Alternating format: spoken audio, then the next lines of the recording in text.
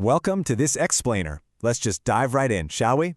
Today we are going to peel back the layers of quite literally one of the most famous, pervasive cultural myths in all of Western history. We're tracing the evolution of the ultimate cosmic rebel.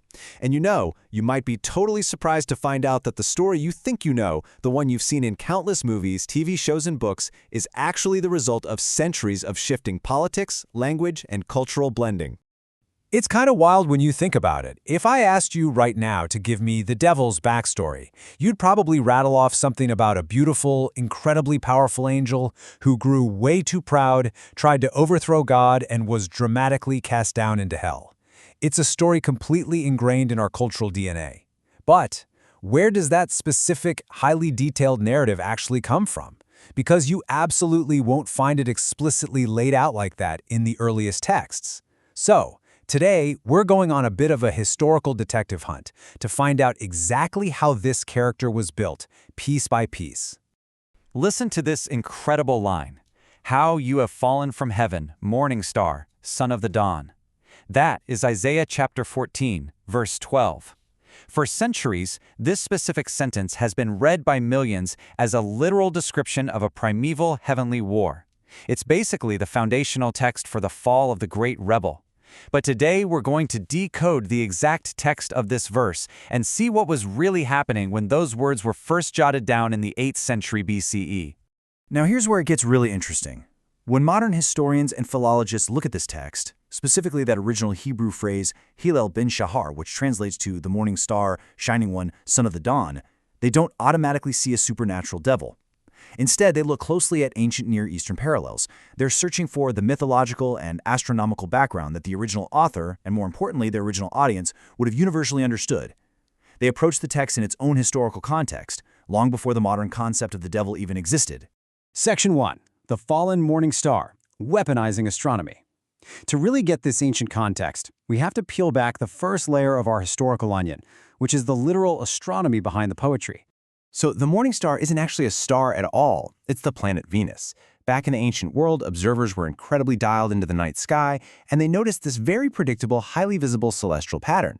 Venus rises brilliantly, it's dazzling, completely dominant in the pre-dawn sky. It looks like it's climbing up the horizon to conquer the heavens, totally outshining everything else. But the very second the sun actually rises, Venus completely disappears. It gets swallowed up by a vastly greater light and just fades into nothingness. The ancient prophets weaponized this astronomical reality.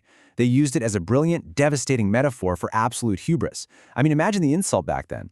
You scale the eastern wall of heaven like some arrogant social climber, thinking you're the brightest thing in the universe, only to be effortlessly cast down into the dirt the moment the true king arrives. Moving on to Section 2, Weaponizing Ancient Near Eastern Myth, the Satire of Kings. Because you see, the prophet wasn't just giving an astronomy lesson here. Look at the difference here. Traditionally, a lot of us are taught to see this passage as referring to a pre-fall archangel who sinned through sheer pride.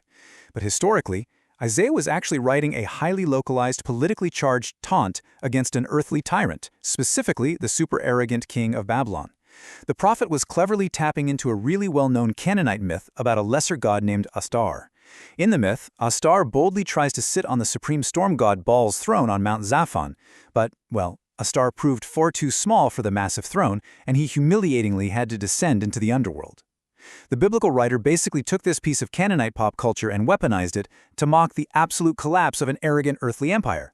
The message was super clear. You, the king of Babylon, thought you were a god, but just like the morning star, and just like the foolish god Athtar, you're being dragged right down into the grave. Which brings us to Section 3, the Second Temple Shift, from adversary to rebel.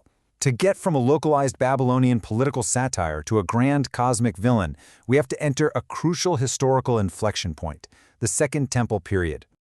Okay, this is absolutely crucial to understand.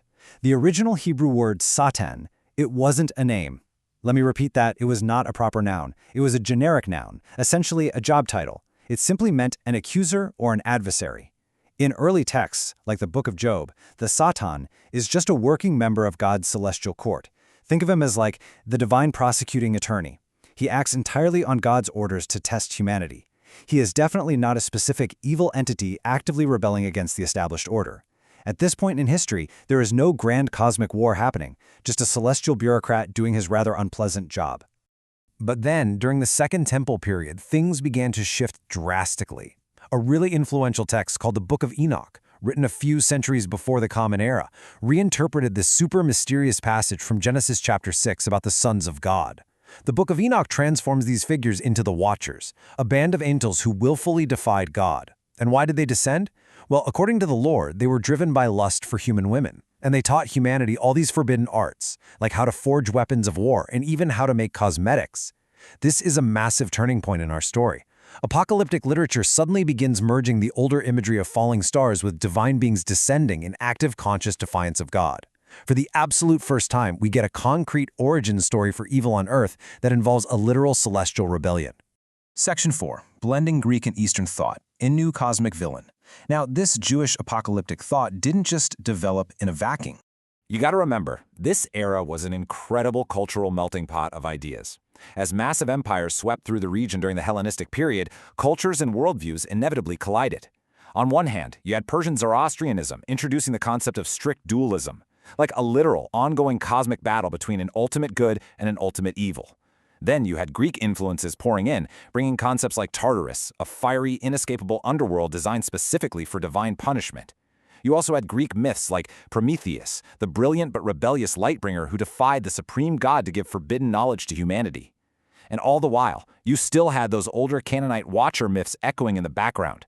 This aggressive blending of Near Eastern and Greek thought served as the ultimate catalyst.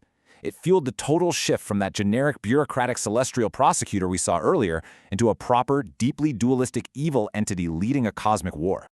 And that leads perfectly into our final stage, Section 5. The birth of Lucifer, translation, and theology. This is where a simple act of translation finally cemented the myth into the Western consciousness. So the actual birth of the character as we know him today, it basically comes down to a language choice. In the original Hebrew texts, we have Hallel ben Shahar, again, that poetic description of the shining morning star, Venus, used to mock a Babylonian king. But centuries later, when the Bible was being translated into Latin for the Vulgate in the late 4th century, the translators looked at that phrase and translated it as Lucifer, which literally translates to light bearer in Latin. Over time, what was once a poetic metaphor for a boastful human king was suddenly capitalized as a proper noun. Through a total quirk of translation history, a word describing a planet officially became the personal name of the devil. It was a linguistic shift that fundamentally altered Western theology forever. Let's zoom out for a second and map out this whole chronological pipeline, because the transformation here is just breathtaking. We start way back in the 8th century BCE with Isaiah's political satire against earthly kings. By the 3rd century BCE, the Book of Enoch gives us rebellious falling angels corrupting the earth. Fast forward to the 3rd century of the Common Era, and the early Christian scholar Origen becomes the very first major figure to directly connect the fallen morning star of Isaiah 14 to a primordial fallen angel. Finally, in the 5th century, St. Augustine locks in the theological backstory once and for all. He actually rejects the older Enoch myths about angels falling because of earthly lust, and instead he forcefully argues that the devil fell at the very dawn of time through the primal solitary sin of pure pride. This timeline right here shows us exactly how a localized joke about Babylon evolved into a universal rigid theology of primeval rebellion. Now, Augustine might have locked in the theology, but it was John Milton in the 17th century who finalized the vibe. His monumental epic poem, Paradise Lost, gives us the ultimate archetype of celestial pride. In Milton's work, the fallen angels aren't just mindless monsters. They are highly rational individuals with complex, relatable human personalities. Satan is completely transformed into this tragic, incredibly charismatic rebel who establishes his own kingdom in hell and freely debates his followers. Better to reign in hell than serve in heaven. So when you see this character in modern TV shows or read about him in fantasy novels as a tragic, charismatic individual, that's not ancient scripture. That is John Milton. He totally completed the transformation from an ancient Babylonian satire into the deeply personal, defined individual that modern culture recognizes today.